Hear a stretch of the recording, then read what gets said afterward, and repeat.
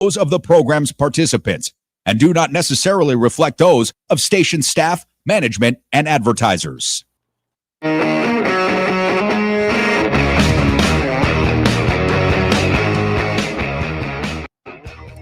right, what's up, everybody? Happy Tuesday.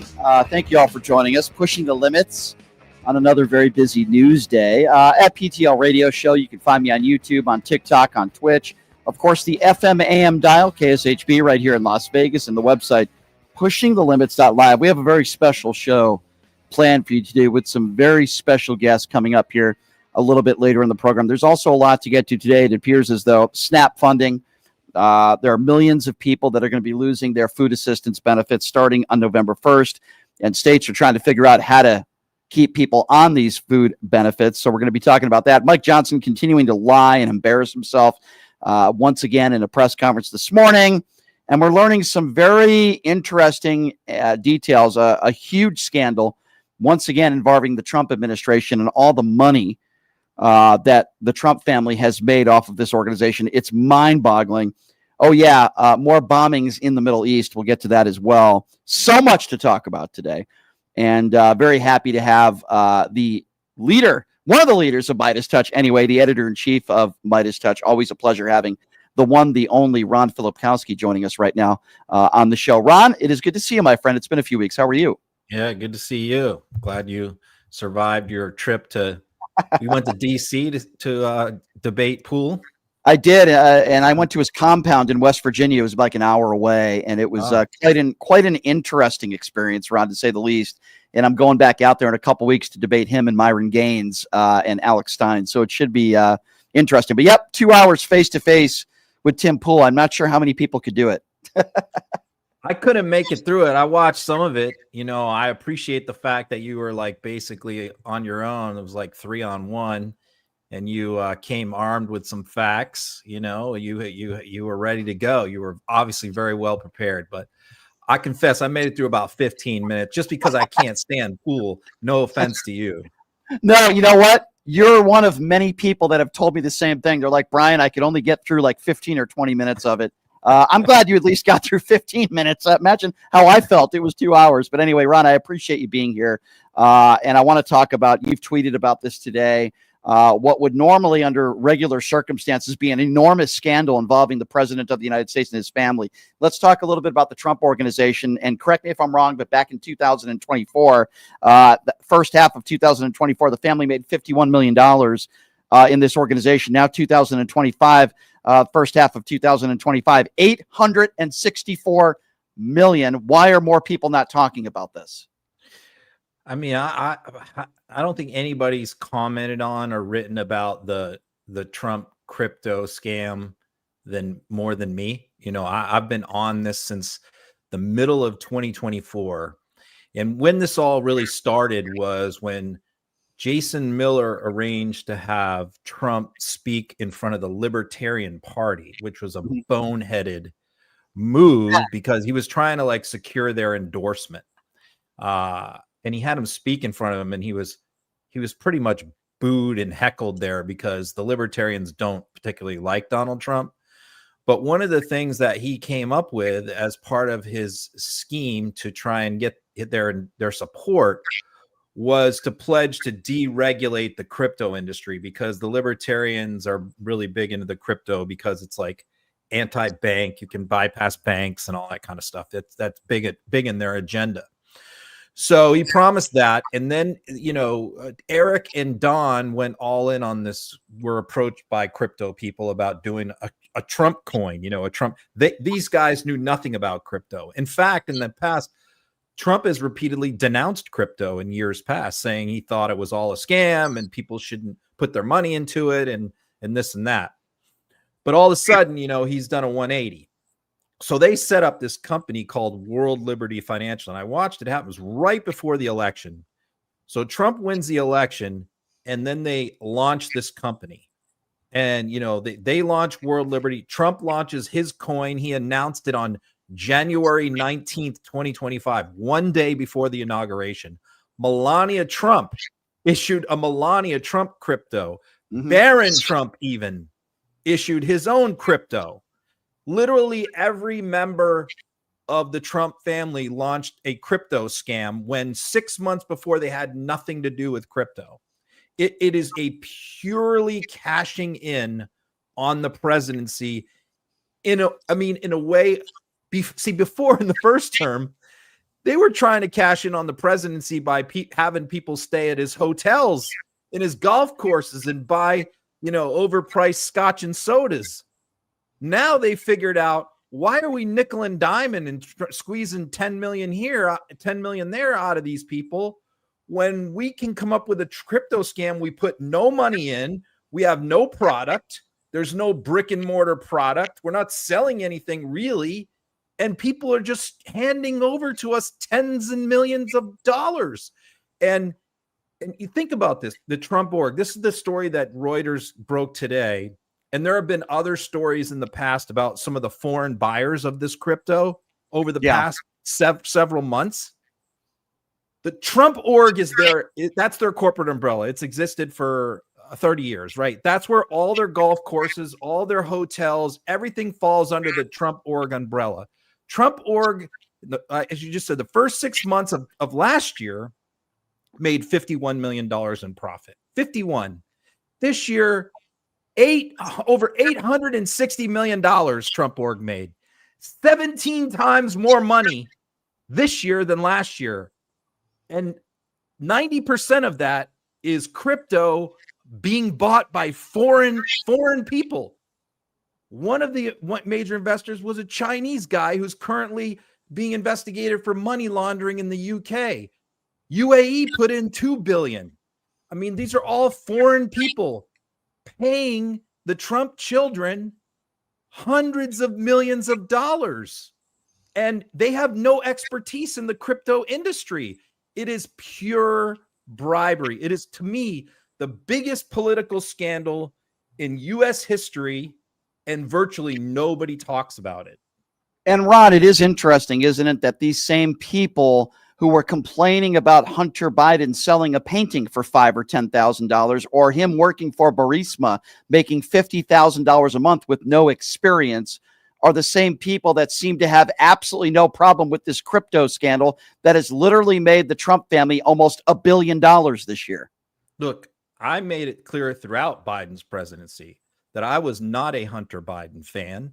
I did not agree with the paintings because some of them were being purchased by Joe's friends, and I thought that was looked wrong. Maybe they like the paintings. I don't know, but I just thought it was kind of shady.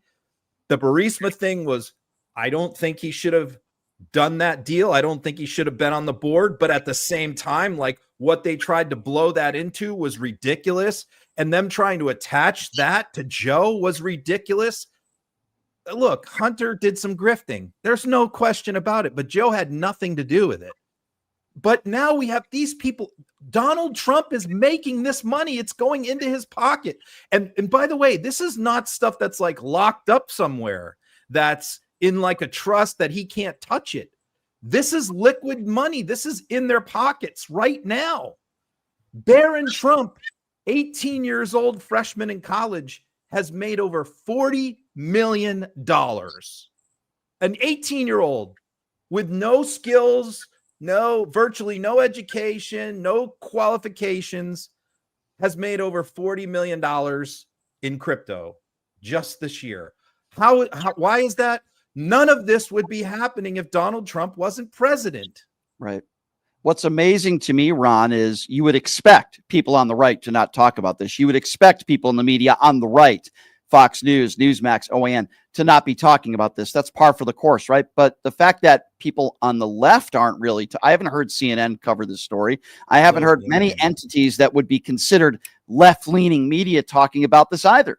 I thought a couple months ago, I forget which, I don't know if it was Reuters or somebody. I think it was one of the UK, maybe the Telegraph or something. Financial Times, I think maybe it was, broke the story that UAE put in $2 billion into Trump's crypto scam. And literally a week later, they received highly sensitive AI technology from the United States that they've been trying to get for years, that the U.S. has said, no, you can't have this. This is, and it gives them a huge leap forward in developing their own AI industry. We provided that to them 1 week after they put $2 billion into Trump's crypto. Now, I think my theory is the reason why many Democrats and mainstream media have not talked about this is because they don't understand the crypto industry. Look, I'm not a big crypto industry knowledgeable person, but I know bribery when I see it. I know as much about the crypto industry as Eric and Don Jr., but they're the ones making the money off of it. It literally, these people are just they're not doing this to invest in crypto. They're doing it to bribe the family of the president. And by the way, what are we doing? We're giving these people security guarantees, the equivalent of NATO. Donald Trump is praising the Qatari leader is flying on Air Force One, and Trump is praising him. They're the primary sponsors of Hamas. And yet they're riding on Air Force One with Donald Trump because they're building a $5.5 billion golf resort in Qatar for Trump. Yep. I mean, how is it that we spent so much time on Hunter Biden? Think of all the media coverage. Think of 2 years of oversight hearings, and yet this hardly gets talked about. Not to mention independent media and foreign media. I mean, Reuters and the only media outlets that are reporting on stuff are out of the UK. Yeah, not to mention the Qatar military base, that whole situation, which is nuts as well. And back in 2017, wasn't it Donald Trump that said these people are harboring and aiding terrorists like Hamas? He said that back in 2017, and now he's putting them on Air Force One. I mean, it's absolutely despicable. Trump golf courses lose money. His course in Scotland has lost money for 13 years in a row. He doesn't make money off of his hotels and resorts. This is how he makes his money. And even he testified before the crypto stuff. He testified in his deposition in the New York case that his net worth tripled since 2016. Tripled. Yep. And these are the same people that say he's out for America first. He doesn't take a salary of $400,000 a year. How can you have a debate or an argument or whatever you'd call it with somebody like that who thinks that Trump is out for you and he's certainly not out for himself? So Ron, while all this is going on and the Trump organization making close to $1 billion this year, SNAP funding is now going to be taken away, it appears, to millions of Americans starting on November 1st. I'm wondering what your thoughts are on this. Again, the most vulnerable people in this country that are struggling, their food stamps, which so many of them desperately need, being taken away because of the Republican Party. Literally 20-something million people will not eat, will not be able to eat without these benefits. And what the Trump administration has done with his evil little minion, Russ Vought, his budget director, is figure out ways to move money around somehow. Government shut down, there's no funding, but somehow they continue to find all this money to shell out to the people that they like, and they, like the military, their salary, and numerous other people. They're finding ways to pay certain groups of people, and yet people who literally won't eat without this money. And we're only talking about $5 billion here. We're not talking about a huge amount of money.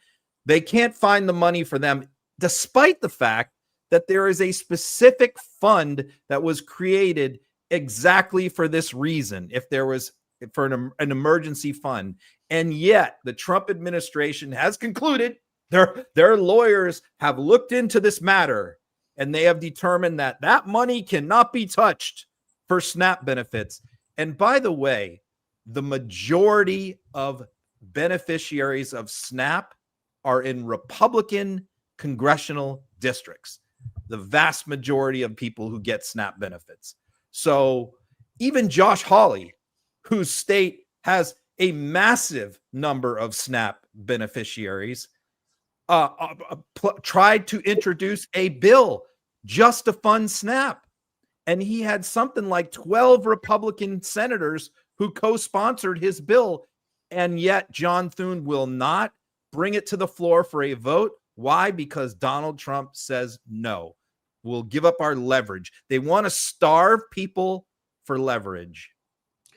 That was my next question for you. Why? And I think you alluded to that, Donald Trump and leverage. But I mean, but this isn't just right. But this isn't just when Donald Trump became president first go around, right? I mean, this is, listen, you're a former Republican, right? Why is it, in your experience, and if you disagree with me, that's fine, but why is it that for decades and decades, way before Donald Trump got involved, it appears to me that Republicans have been, for the most part, against welfare, against food stamps, against maternity leave, basically against unemployment benefits, basically any government program that will help people that are struggling? It appears as though Republicans are against it, or whether it's raising the minimum wage. Why? Is it because they want tax breaks for the rich? Is it because they want their elitist friends to be making more money? Like, why are Republicans in general so against government programs to help people that are struggling? Just like, you have to distinguish between like the billionaire class and, you know, the average rank and file Republican voter. Right. And I can tell you, I certainly held these views for a long time until I grew up, and life comes at you fast. And you realize, because, you know, I, as a young Republican in my 20s, I mean, I kind of viewed those programs as encouraging dependency. I didn't understand why people couldn't, you know, again, pull themselves up by the bootstraps, capitalist economy. If you work hard, if you play by the rules, you'll be able to do well in America. And there's no excuse for, you know, anybody who can't. And that was sort of my mentality. And that's the mentality, I think, of a lot of Republican voters, that like in this rich country where we have a cap, everyone should be able to do well and succeed on their own without help from the government. Then you get older, you know, and I got older, and I became a lawyer, and I represented a lot of people who had terrible childhoods, drug addicted parents, horrible neighborhoods that they grew up in, terrible school systems. And I saw with my own eyes that, like, look, not everybody starts out on a level playing field here. Some people are born on third base, and some people never get out of the dugout. And so programs that are there to help assist people with education, food, whatever, help their kids, healthcare, are absolutely necessary. I mean, I had to just grow up and be educated on that. Just by working with so many of these people every day is what helped me understand. But I think many Republicans just don't. Yeah, I certainly agree with you, and I appreciate that explanation. Speaking of explanations or lack thereof, let's talk a little bit about Mike Johnson, these press conferences that he continues to hold. And I love watching your social media feed, Ron, for a lot of different reasons, but you're holding him to account every single day that we are shut down. What do you make of the constant lying from Mike Johnson, the excuses that he makes, when we all know every single day, as you correctly point out, they don't want to vote on the Epstein files being released, and every single day we're shut down, and every single day, what is it, like 14 days they've been in session over the course of the last, 2.5 months? It's insane. It's worse than that. They've been in session 12 of the last 93 days. So yeah, it's just, and they're getting paid, you know, and when he's asked about it, why are you getting paid when nobody's working? The Senate is there every day. All the senators are there working every day, doing stuff, committee hearings. The House is not, because Johnson and Trump determined a long time. It's two reasons, of course: blocking the vote on Epstein, you know, not swearing in the new member, because that starts the 10-day clock on having a vote on the Epstein files being released, right? So that's one reason. That was the reason before the shutdown. He had everybody sent home. Now there's another reason, which is he thinks that if they're all in DC, that they'll start talking to Democrats and they'll start talking to the media, and they won't be able to present a united front. In other words, leadership wants to control everything.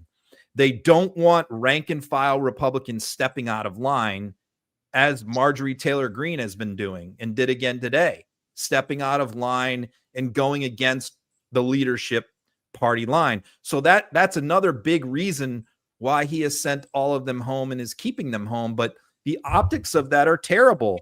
I mean, you're going to have people that are losing health insurance, losing food benefits. And meanwhile, Republicans are at home. And he when asked how he justifies that, he keeps saying this BS line, which is, oh, Republicans are working really hard back in their districts. Really? Like, what are they doing? Where are they? Are they holding town halls? Like, has anybody seen any of these people? Yeah, it's mesmerizing to me, and the excuses that we keep hearing, and then when a media member brings up a valid argument or a valid point or a tough question, what does Mike Johnson do? Like what so many other MAGA Republicans will do. Oh, I haven't heard of that. Didn't he? He did that again earlier today. Yeah, that was, that's on another major story that I'm shocked. I thought I would wake up and read a whole bunch of mainstream media stories about this, but apparently, again, and something else that I think is a huge story that nobody seems to care about, which is last night. I mean, Fox broke the story, and the Fox reporter, Bill Magulin, who covers the border for Fox and has for many years, broke the big story, which is a massive purge of ICE, that there is a huge this is the story that Mike Johnson was asked about, by the way, this morning, that he said he didn't know anything about. I mean, it was on all over Fox last night. So, I mean, the story is crazy, which is basically like the leaders of ICE around the country, all these regional, and the leaders of Border Patrol are in conflict with each other. And you got Holman on one side and you got Noem on the other side. And they're going at it because basically what the reporting is that the border, all the heavy-handed stuff, the cracking heads, the dragging, the tear gassing, all the really bad stuff is happening with Border Patrol, because Border Patrol, instead of being at the border, is being sent into cities and to round people up. And that's not their jam. That's not what they're trained. They're trained to patrol the border. And so a lot of the abuses that we have seen on social media is actually not ICE, it's Border Patrol. And so, but everybody is blaming ICE, and that's creating a lot of friction between the two agencies, because nobody talks about Border Patrol, even though they're the ones with the biggest abuses. And so actually what happened is this all came to a head with the ICE leaders complaining about the Border Patrol leaders back and forth. And Kristi Noem and Stephen Miller have sided with Border Patrol, of course, the worst ones. And they're literally firing all around the country the leadership of ICE, getting rid of them all. It's a massive purge, and they're replacing them with people that are more in line with the thinking of Border Patrol. Instead of ICE is more the law enforcement perspective of thinking, and Border Patrol is more like a paramilitary way of thinking. Right. And that's what Stephen Miller wants. And the reason is because they're saying the numbers are not where they want them to be. Right. It's insane. Speaking of numbers, let's talk a little bit about the Middle East. As you know, Ron, and you've correctly pointed, a few weeks ago, Donald Trump was saying there's peace in the Middle East. He said the war is over, just like he said he would end the war in Ukraine in 24 hours. He was lying about this as well. Ceasefire has been broken. You can make the argument by both sides. More bombings yesterday, more innocent people getting killed, and nothing from Donald Trump. He was just preaching to all of us, Ron, a few weeks ago that there was peace and the war was over. Now, we all know that that was BS, but we're not hearing much from the Trump administration about this now, are we? Another frustration with the media here is that, Trump makes these big announcements, whether it's trade deals or, investments. This company's investing trillions of dollars in building all these plants in the United States, or I've ended this war, I've ended that war. And the announcements get huge coverage and huge reaction from the media. And then, a day later, we always find out, okay, where's the specifics? Like, what are the details on some of this stuff? And we either get them and find out, oh, this is not like he claimed. The EU gave him 550 million or billion. I think it was $1 billion that they were going to allow him to invest however they wanted. EU was just giving him a check for 550 billion. Then, Ursula von der Leyen, the EU commissioner, comes out and says, "Oh no, actually, we're not giving him any money. That's just a pledge over the next 5 years that we will invest that much in the United States. A promise. It's like calling into the old telethons and promising to send them a check for money, and then you don't do it. I mean, come on. So once again, here we are. Much fanfare. He rushes over to Israel, big press conferences, Nobel Peace Prizes, all the leaders fly in, and literally within 24 hours, this is unraveling. And they're shooting at each other again today. And Netanyahu announced today he's going to launch more bombing of Gaza. And Gaza is announcing that Israel's violated the agreement already. I mean, this thing came apart 24 hours after they had the big announcement. And yet, look at all the coverage on the announcement.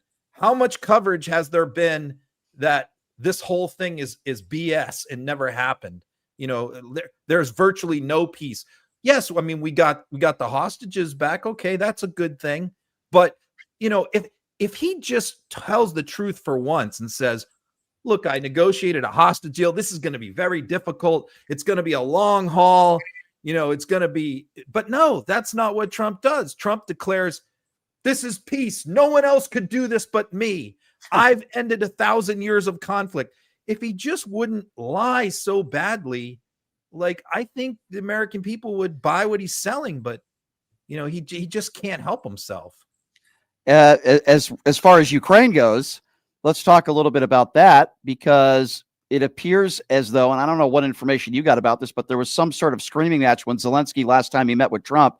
They had some sort of yelling or screaming match, and Trump was demanding that Zelensky abide by everything that Putin wants to end the war. I mean, that's what we've heard from multiple sources. I don't know what you've heard there. It seems like that's at a stalemate as well. Yeah, I mean, that's just a bad situation. I mean, it's so painfully obvious that we are walking away from Ukraine, and all the aid that has been given to them this year was all approved was all Biden stuff. It all happened last year. It was all passed last year, bipartisan, Republican and Democrat. That aid is gone. It's all run out. It's gone. And so Zelensky thought that meeting was, what he was told was that meeting was to discuss whether the U.S. would give Tomahawk missiles, long-range missiles, to Ukraine. That's what he was told. That's what he was coming there for, because Trump said, yeah, I'm leaning, because several pro-Ukraine Republicans in the Senate want that. And so Trump said, oh, yeah, that sounds like a good idea. And then, of course, Putin hears this, calls Trump 24 hours before he's supposed to meet with Zelensky. And the next thing you know, no Tomahawks, and Trump is yelling at Zelensky, saying he needs to give up even more territory than Russia currently occupies. So, I mean, this is the problem. And I've said to Zelensky, I've repeatedly said to the Europeans, because I can tell you that a lot of European politicians follow me on social media, and a lot of European journalists, and I just continue to beat, and a lot of them in Ukraine and Poland as well. And I continue to tell them over and over again, stop running to DC begging Donald Trump for help.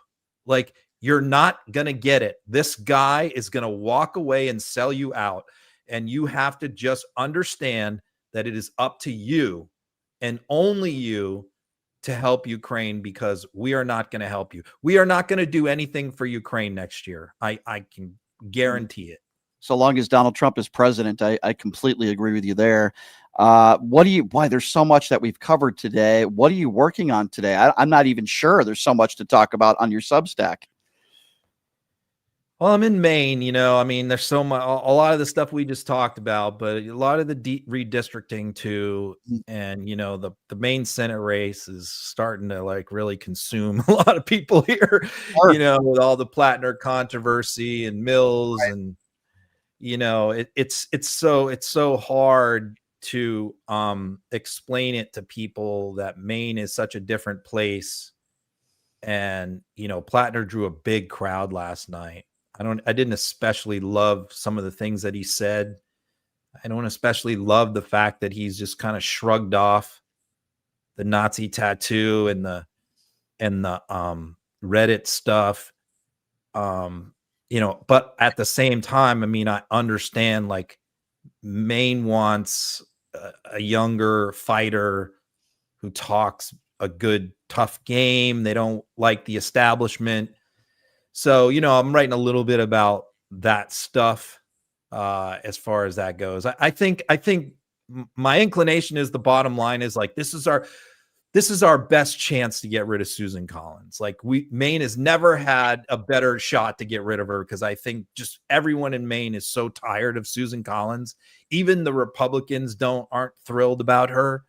And Trump's not on the ballot. So I think a lot of those MAGA Republicans in Northern Maine are not necessarily going to make that, 30-mile drive to a poll to vote for Susan Collins when Trump's not on the ballot. And yet, here we are. Somebody was telling me last night, Joe from Jersey was texting me last night. He's like, why can't we have nice things? Here we are in what is appearing to be an ugly Democratic primary here in Maine, which nobody expected. I just hope that, Plattner, for all the Plattner fans out there, and I'm undecided. I'll tell you, I haven't made up my mind, but I just hope he kind of like rights the ship and please not. I mean, he's on his like 4th campaign manager now in like a month. Yeah. Can we just go a week with no controversy, no Nazi tattoos, nobody getting fired? Let's just go a week and see how that goes. I doubt it. I don't think these people are capable. I doubt it, Ron, but we definitely have our work cut out for us. That's for sure. Ron, always appreciate it, my friend. Thank you so much for coming on as always. And we'll let you get back to it in Maine, and be safe out there, my friend. All right. We'll talk to you later. Thanks, Ron. Good to talk to you. All right. We'll catch up with Ron next week. Always love Ron Filipkowski. It's always fun catching up with him. One of the best in the business. As I always say, he's got a great Substack too, by the way. He really is great. So it's always fun. Always fun to do that with Ron Filipkowski. I love the people at Midas Touch. I got to tell you. Fred Wellman did the show last week. He's running for office. So I'm really looking forward to continuing to cover him, and we'll see. We'll see what that becomes of. Adam Mockler's fantastic. He's a friend of mine. He does the show all the time. I love Adam. He's the best. So many great people at Midas Touch, and we're very lucky that we're able to get Ron on the show on a weekly basis. He just covers this stuff better than I think than anybody else. So I talk a lot about healthcare on this show, and we're going to be talking about food stamps here in a couple minutes. But as I've mentioned to you before, open enrollment just started October 15th, and it goes through December 7th. I am so happy to be teaming up with Chapter, who provide free and unbiased Medicare help. Doesn't cost you anything. You see the number there on the bottom of the screen, which is 212-461-4078. And the great thing is, if there's a wait, they'll call you back. You just leave your number, they call you back. I've had a lot of people saying, hey, Brian, it was a 30-minute wait. You leave your number, they'll call you back, so you don't have to wait on hold. They save people on average $1,100 a year. Who doesn't want to save $1,100 a year? And there's no catch. It's completely free. So please give Chapter a call. Every plan nationwide, they will check for you to make sure you're on the right plan. And here's the best part. If they think you're on the right plan, they'll tell you. Again, that number on the bottom of the screen, 212-461-4078. Give Chapter a call. The URL is askchapter.org/limits. If you want to just do it online and you don't feel like talking to anybody, you can do it that way as well. Give them a call. I have some very special guests that are going to be joining us here over the course of the next hour or so. Coming up at the top of the hour. Yes, that's right, ladies and gentlemen. The 45th and 47th President of the United States, Donald J. Trump, is going to be making a very special appearance in studio. Okay? So you're not going to want to miss that. That's going to be coming up here in a little bit. And the president is nice enough to be taking some phone calls. Also, I've heard a rumor that I think it's true. Alex Jones is going to be calling into the show. He has a bone to pick with Donald Trump. So you're certainly not going to want to miss that in the next hour. Donald Trump and Alex Jones having a conversation with one another. That's something that I will watch every single time. So that's going to be coming up here at the top of the hour within about 20 minutes or so. So I talk about this all the time on the show. And I say time and time again, at least recently, this is not the country that I recognize. You know, I talk a lot about deportations and ICE agents throughout the country that are not identifying themselves, deporting good, hardworking people that might not have the proper paperwork. I've talked about the bigotry, the hate, the way minorities are being treated in this country, the way people are being treated that are living paycheck to paycheck, that are struggling. And meanwhile, Donald Trump has made his family in the Trump organization have made close to $1 billion in 2025 with this crypto scandal. And then I wake up this morning to see that SNAP benefits are going to be taken away from over 10 million Americans starting on November 1st. And there are a lot of states that are scrambling, that are trying to figure out a way to keep these people on these benefits. I don't know what's going to happen. Here's what I will tell you. There are so many people in this country that rely on these benefits to put food on the table for themselves and their families. This is a fundamental difference, one of many differences, in my opinion, between Republicans and Democrats today in 2025. There's one side of the aisle that is not perfect, which is the Democrat Party. Far from perfect. But for the most part, they fight for Americans that are struggling. They want to give you government benefits. They want to give you access to free health care if you can't afford it. They want to give you the ability to load some money on your SNAP card so that you can put food on the table for yourself and your families. That would be the Democrat Party. Again, they're not perfect. I would never say that they are.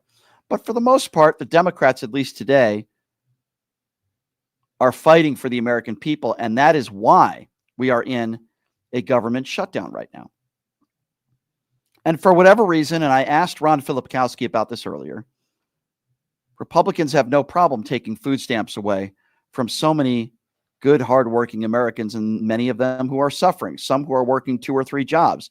You see, the Republicans want to paint all these people out to be lazy people that don't want to work, people that are eating their chips on their couch every day, not looking for work. A very, very, very small percentage of those people are taking advantage of the system.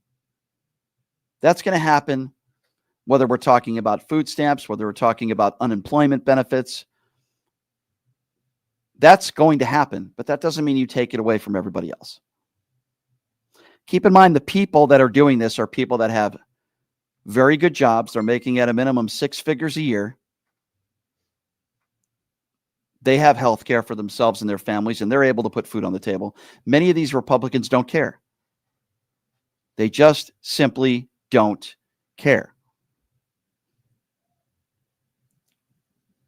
And people ask me all the time, what do you think is the biggest fundamental difference between Republicans and Democrats right now in 2025?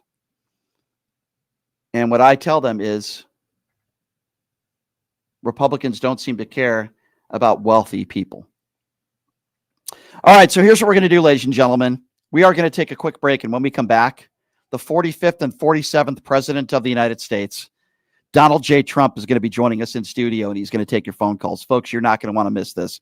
We'll take a quick break. We'll be back with President Donald Trump right after this. You're listening to Pushing the Limits right here on KSHP.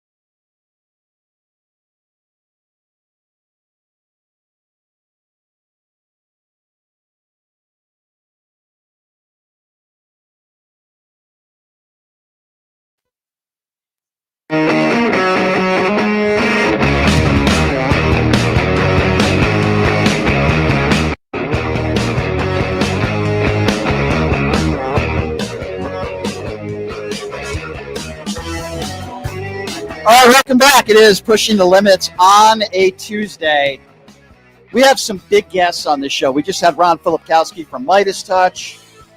We have some pretty big guests on this show from time to time. But I got to tell you, ladies and gentlemen, we've had, Caroline Leavitt. We've had Robert F. Kennedy Jr. But, I've never had the Great people. Great people. Great people. I've never had the pleasure to introduce the 45th and the 47th President of the United States. And President for life. President for life. I want to talk to you about that. Mr. President, Absolutely. thank you so much for being here. So Mr. President. great being here between the rub and tug and the Mexican restaurant. And why did I drive through China to get here? How is this possible? Dragging this and dragging that, and what the hell? Mr. President, I got to say, you're looking quite slim. Well, today. thank you. Thank you. Well, my doctor told me, Dr. Ronnie, he said, sir, you're probably the best looking, healthiest president ever, but it wouldn't hurt to lose a few pounds. I got to ask I mean? you wear suits all the time, Mr. President. Yes. Vegas, very dry heat. Very there. dry. You must be sweaty a lot. No, I don't. I've had all those glands removed, so there's no sweating, and this is why I built the incredible. By the way, you told me the studio was in the wind. In the wind. I walked across the street. And they said, "Sir, President Trump, sir, we have a podcast studio. It's serious, but you want something else." So I end up near the adult bookstore section of Las Vegas. This is wonderful. Yeah, it's a great area. Great area. I could go to the pawn shop and put these, and this is, these cufflinks are worth a lot of money. I had these custom made for me. Speaking of money, yes, I have so much. Starting to do hand gestures like you now. I don't right, know. What I mean? People say, you must be Italian the way you move your hands around so much. But, Mr. President, we have this scandal with crypto. We've learned that your family has made a lot of money. Wait, why is that a scandal? That shows I'm smart. I'm smart. I made a lot of money and I don't pay taxes. That's smart. I mean, I guess so, but like $1 billion now you're taking. Oh, no, more than that. Come on. Don't you people, you left-wing radicals, you always undersell me. We made 3.4 off of the one coin. And I think we made another couple of billion off one of the other coins. So we're doing very well with the crypto. You're taking food away from the American people with SNAP benefits, though. I mean, like. Oh, but have you heard these people? I don't have any money for food. I can't eat. I can't feed my children. It's all me. They're so self-centered, these people. I mean, I suppose. But if you're just joining us, the 45th and 47th President of the United States, Donald J. Trump is nice enough to be here. As you know, I'm one of your biggest critics, Mr. President. I know, but that's okay. I love doing this. I've been on a lot of podcasts. I was on Theo Vaughn. Did you know that? I did know that. I was on, who's the Schultz guy? Who's the Schultz guy with the mustache? You don't have Alzheimer's. Andrew Schultz. Andrew Schultz. Didn't you have an MRI, by the way? I had a tremendous MRI. They said it was the greatest MRI in the history of MRIs. They said I checked all the boxes. I looked fantastic, because, these people, they're like, oh, he took another test. Let's see AOC and what's her name from Texas? Who's the one with the big eyelashes? And Jasmine Crockett. Jasmine Crockett. Davy Crockett was a great American. Jasmine Crockett, not so much. Why are you always going after women of color, Mr. President? Because I don't like them. How did they get into these positions? They stole it from someone else who should have had it in the first place. All right, fair enough. I have a very special guest on the line that wants to talk to you, Mr. President. Is it Melania? No, it's not Melania, but that's a really good guess. I don't know where she is. This is a guy that you seem to go at it once in a while with on social media. You guys, he thinks the Epstein files should be released. So do I. We're going to release those. Oh, you are? The Democrats won't. We don't. You know what I mean? We're out of Congress. We can't do All right. Well, listen, the guy we have on the line right now, the creator of InfoWars himself. Oh, my good friend, the very first person I called when I got elected the first time. Yes. Very first person. Alex Jones, is that you on the line right now? Yeah, Brian, it's me, Alex. I can't believe this. How are you, buddy? How are you? Long-time caller, long-time fan, President. Thanks for talking to me again. Absolutely. Are you calling through your SUV? Every time I see you, you're calling from a car like you're on the run. President Trump, you know as well as I do, I travel around the country. I reach out to the American people just like you. I can't stay in one place at one time because I have so much energy. If I sit down for too long, my internal lithium battery will explode. Right. You had those installed years ago. I think it's fantastic. Alex, can you go ahead, Alex? I don't want to interrupt. Well, I have some questions for the president. I'm a little worried. Oh, absolutely, Alex. We don't have to do this on the radio. You have my number. You can call me. You can call me anytime. You can call me anytime. I didn't want to bring this up, President Trump, but you know as well as I do, you've been dodging my calls. You've been leaving me already. Well, I've been very busy. I've been in Japan and Malaysia and other countries with little people, and they're wonderful. Did you see me dancing, Alex? Did you see me doing the dance? Did you see me with the new? It's the modified. It's the modified. I love your dancing, but this is more important than Malaysia, Japan, or no. I think they're the most important because they're very important trading partners. They're very important trading partners. No, but President Trump, you recently said that you're going to send long-range missiles to Ukraine. Is that correct? Yes, we're going to send them. What are they called? The tomahawks, like the steaks? Tomahawks, I love tomahawk steaks. I love Well, Alex actually came to Mar-a-Lago, and we had the President. tomahawk steaks, and we had the chocolate cake. It's a beautiful cake, by the way. Remember, Mr. Alex, you had President, two I believe pieces. You had two pieces. You said, sir, it's the greatest chocolate cake I've ever had. I think that's fantastic. Mr. President, you have to understand there won't be any more chocolate cake if World War IV happens, and you know as well as I do. Well, wait, what happened to setting 3? the Did we stage miss for 3? a conflict Did I on miss the world 3? stage, a world conflict between Russia, Ukraine, and Europe. Right. Well, listen, I think, you know, I have a very close personal friendship with Putin, and but he's not responding to me, and you know how of all people, you know how I am, and Putin's not really playing ball. You know what I mean? So I think he might need a little wake-up call from the greatest president in the history of presidents. And I want to end this war, by the way. I want that Nobel Peace Prize. I'm owed that. Obama got it for what? Believe me, I believe you are the peacemaker. I do believe you deserve that Peace Prize. But you understand, see that? Did you record that? I did. You are setting us up for a conflict that is an existential crisis for not only America, but the entire world. Of a nuclear war proceeds from this, a conflict between NATO and Russia, we will all die. There will be no states. Well, we will all die. I'm building a brand new bunker where the East Wing used to be. What the hell you think I've raised it for in the first place? We're going to build a super bunker. It's going to look like something from a movie, and then we'll put a fake ballroom on top where the floor opens up. It's going to be very scientific. Mr. Jones, I need you to be honest with me, and I'm the most honest person in the history of honesty. I was on the cover of Honesty magazine just last month. I think you know that. President Trump, have you been experimenting with DMT or toads? With toads? You're talking about the gay toads? No. No, I'm talking about psychedelic toads that you lick, Mr. President. Oh, psychedelic. No, I was never into that, but I met the guy who was very psychedelic in the 60s and 70s. What was his name? A very famous psychedelic guy. Went out on tour with Push Broom guy from the Nixon administration. Mr. President, it seems like the MRI. There's something going on with you. You're very forgetful today. No. I'm just not good with names sometimes. Fair enough. Alex Jones joining us. Donald Trump in studio. Alex is the best. I love you, Alex, in a very manly and straight and MAGA way. Alex, last thing. Thank you, Mr. President. I've said before that if I was gay, I'd have plenty of men in my bedroom, but I'm not. Oh, you know what they call you? They call you a bear. They call you a bear because Besson is gay. Did you know Scott Besson, my negotiator, is gay? Did you know that? I'm not anti-gay, but he said about you would be a bear and you'd be very aggressive. Very aggressive. You can give him my number after You'd be this. a top bear, I think he said. Alex, can you explain to Donald Trump why you believe the Epstein files should have been released and that you believe that Donald Trump is hiding something? Explain to the president, and then I want the president to be able to respond to this. Absolutely. Well, Mr. President, I mean, your entire campaign, you hired on all the right people, Cash Patel, Pam Bondi, all the people that otherwise said that they would release the files, that they would look into it, and it finally exposed the elite demon rings in our government. And I mean, I don't like to sound impatient, but what has taken so gosh dang long? Oh, well, first of all, it's old news. No one really cares. It's kind of gone. It's pretty much you and like 2 other people online who care about the Epstein files. And honestly, it's the Democrats. They're holding everything up. They're holding everything up. I would, if we were back in session, because listen, I'll keep the government shut down forever as far as I care, because we're saving a lot of money.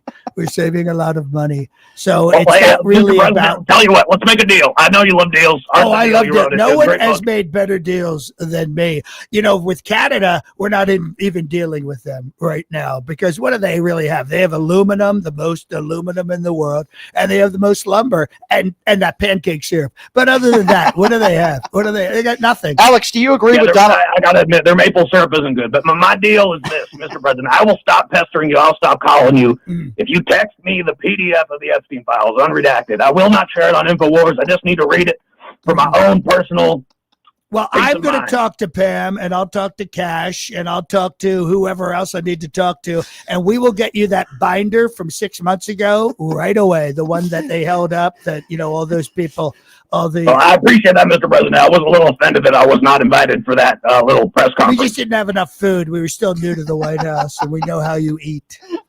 Alex. That's true. I'm a big boy. But okay, I have one more thing to say to the president because I am upset about this. Go ahead. He got the Pfizer booster, the recent Pfizer booster. And as we know, the flu shots, they never guessed the right mutation. There's no proof that the flu shot produces deaths or mortality at all. And he got the Pfizer booster. It's not recommended by the Health and Human Services. They've removed liability. Why are you spreading this dangerous poison to the American people, Mr. President? Well, I think it all works out in the end because I said Tylenol gives kids autism. So I think in the end, we've pretty much been very clear on what causes the real issues. There you go. Alex, is that sufficient? Right, well, I'll have to think about it a little more. I will say this. The reason I brought up codes and DMT is that there's a universal experience for people who do those sorts of psychedelics. They see some sort of interdimensional beings that tell them to kill everyone. And I was worried that maybe the president was collaborating with Ukraine and setting the stage for World War IV because of some sort of psychedelic use. But I will say this, Mr. President, if you're interested, if you go to InfoWarsShop.com right now. What's your code? Brita water filters. Oh, the water filters are incredible. And you've got those snack packs when the world ends. I mean, you're probably in the best position if there is World War IV. You're going to make so much money. You know what I mean? Alex, I love it when you come on the show. I wanted to give you the opportunity to speak to the president. I'm glad you guys were able to have a good discussion, very productive discussion. Good luck selling all those pills on Infowars.com.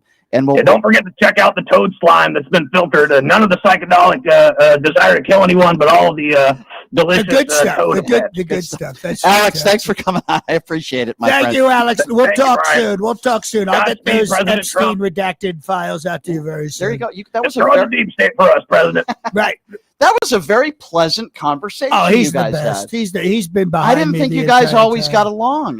Because you know what? Know what I found recently? It's easier to be listen. Thursday night, I'm going to stay here in town. This guy, Randy Rainbow, he's been very mean to me, but I'm going to open his show at the Westgate. Yes, let's talk about that. At the Westgate. Tell me about this show that you're going to be opening up. By the way, the Westgate, a very famous, the former Hilton. Where Elvis Presley did what, 200 shows? Yes. And he banged 200 women? Probably at least that. No, I mean, like a night. He lived up there. Yes. He lived up there. I was there. I was in the Elvis suite. Very nice. So it was very inspiring. Tell me about this event you got going on. So Randy Rainbow is coming to town, and he's I have to say, he's very clever for a lefty, a gay lefty, in fact. And he does these very funny videos based on Broadway tunes. And as you know, I love Broadway. I've always loved Broadway. I love South Pacific. I love Damn Yankees. I love all those great classic shows. Cats, not so much. But he said, sir, President Trump, he reached out to me through some people.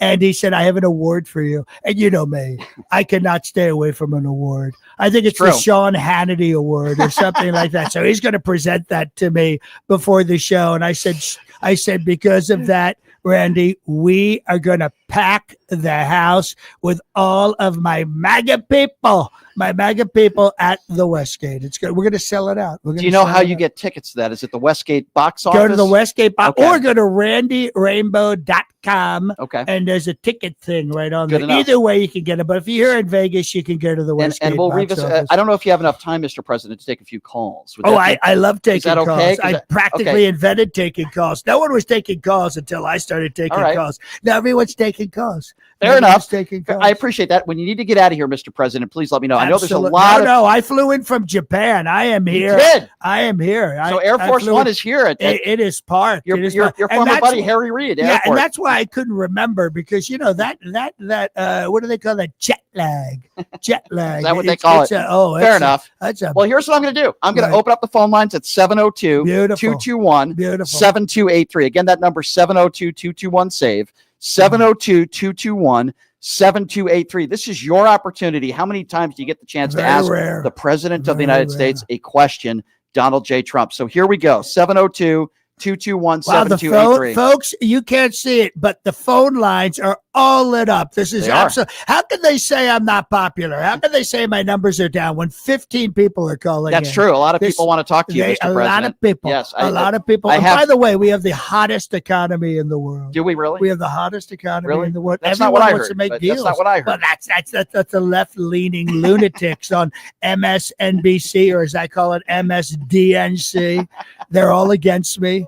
They're trying to make me. It doesn't work. It doesn't work with you, Mr. President. Yes. People know the economy's great. People are very happy. Home interest rates are down. Food costs are down. Gas is down. Oh yeah. No, that's what everyone. I wasn't tells aware me. of that, but we'll let the callers ask you. 702-221-7283. All right, your chance to ask the president a question. Let's start off with Scott. Scott is first up on PTL. Hey, Scott, you're on with the President of the United States. Go ahead, Scott. I know. My question is, can I tell you why I hate your guts? Why you hate me? Why you hate me? Why do you hate me? Everyone loves me. Yeah, nobody loves you, actually, except a handful of Americans. So this is why I hate you. I would say at least half. But go ahead, Mike. It's Michael? Is it Michael? Scott, whatever. I was born in Queens, New York. Oh, like you're from my old Far Rockaway. I love that. Yeah, well, I'm so glad you're from Florida now. You could be with Ron DeSanctimonious. You're an ignorant Mr. three-year-old. You're an ignorant 3-year-old diaper-wearing, diarrhea-laden moron who has no feelings for anybody. I'll agree with that. I'll agree with him. Yeah, I'm glad you agreed. At least we could agree on one thing. And you have no soul, and you have no care for anybody.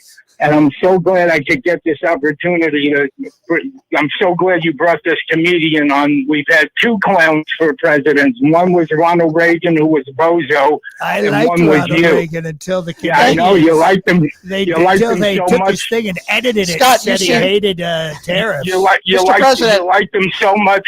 You liked him so much, you stole his slogan, "Make America Great Again." Oh, you know that. Very few people. Yeah, I know that because I'm smart. Very few people know. Unlike you, I'm smart. Well, I'm smart too. I'm the president. What do you do? Scott seems very angry at you this morning. Okay, it's all right. I can handle it because I'm very smart. And he's are very angry. But this is what happens. It's Trump derangement syndrome. He probably lives in my neighborhood. He's like, "Why can't I be president? Why can't I be president?" Well, we got a lot of other people that want to talk to you, Mr. Absolutely. President. All right. Why don't we go to Gabe? Gabe. Oh, Gabe is Scott, and now Gabe. I'll bet you Gabe is Jewish. He might be Jewish. You like Jewish people. I love Jewish people. You love the Jews. The Jewish. Who moved the embassy from Tel Aviv to Jerusalem? Me. Yeah, you love the Jews. The Jews are and incredible. You always bring up Smart Jared Kushner. people. Yeah. They're great people. Very good with money. Very good with money. In fact, the Jewish people love me so much they think my name Donald J. Trump is Donald Jewish Trump. Well, it's not. Well, I guess I'm a rare exception. Genius. It's genius. I didn't vote for you, so I guess I need to get my head examined. Well, you're like the only Jew who didn't vote for me. Let's go to Gabe. Gabe is next on PTL. Hi, Gabe. Thanks for calling in. What's on your mind, Gabe? Nothing much. So yesterday I was talking.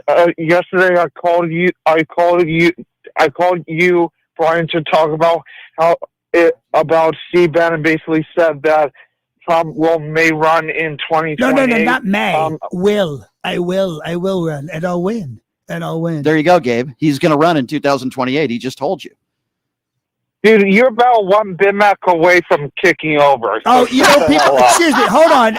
You guys are laughing, but people keep saying like, "Oh, he's going to have a stroke. Oh, he's going to have a heart attack. Oh, he's going to have this." Let me tell you something. My father, by the way, my father's name was Frederick Christ Trump. I am the son of Christ. And he lived to be 93 years old. So if you think I'm kicking over soon, and he smoked 3 packs a day. Right. I don't smoke. I don't drink.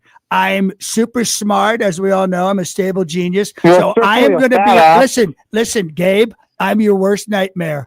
I'm going to live forever. But when you do die, are you going to go to hell? Because you said you feel like you won't go to heaven. Well, I did a lot of things that not everyone could be proud of. I've, as we know, this is not a secret. I've been unfaithful.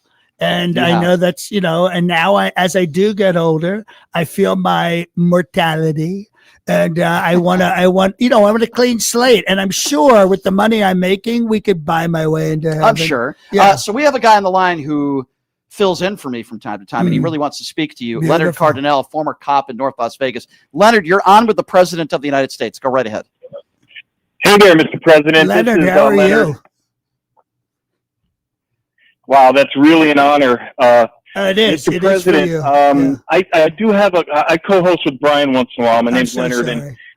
and I know, but he forces me. So Right. what I really wanted to ask you is, when you and Melania are alone at night, right, and you're sitting there like all married couples do, and she says, "What is Epstein files? Tell me about Epstein files." What do you say? Well, here's the thing about Melania. A lot of people don't know. She speaks 5 languages, but none of them are English. So it keeps it spicy and fun. She does know how to say no in 12 languages, though. And a lot of people don't know this about Melania, though. She's incredibly intelligent. She started social distancing from me 2 years before COVID. It's almost like she saw it coming. I would put my hand That's out, she'd amazing. slap it away. There's a rumor. Did she date Jeffrey Epstein? That's a rumor that's out there. I don't think she did. But, let me tell you something about Jeffrey. People are very mean to him and to Ghislaine, who I wish well. I don't know how she ended up at that camp. I had nothing to do with that, other than that my private attorney met with her for 5 hours, and the next day she was at a camp. But does she really deserve that? It was kind of a victimless crime. Right, you're wishing, child sex trafficker. You're wishing her well. That's interesting. Absolutely. And he was a smart guy. He was very wealthy too. He was very wealthy. Right, and by the way, I this. wasn't his only neighbor in Palm Beach. He had a neighbor on the other side, but no one talks to that guy. Let me ask you about the cattle ranchers, because they are pissed at you, Mr. What did I do? Well, they said the tariffs are putting them out of business. But I love cattle. No one loves Argentina. cattle. Listen, no one loves cheeseburgers the way I love cheeseburgers. And listen, by the way, I know what you're alluding to.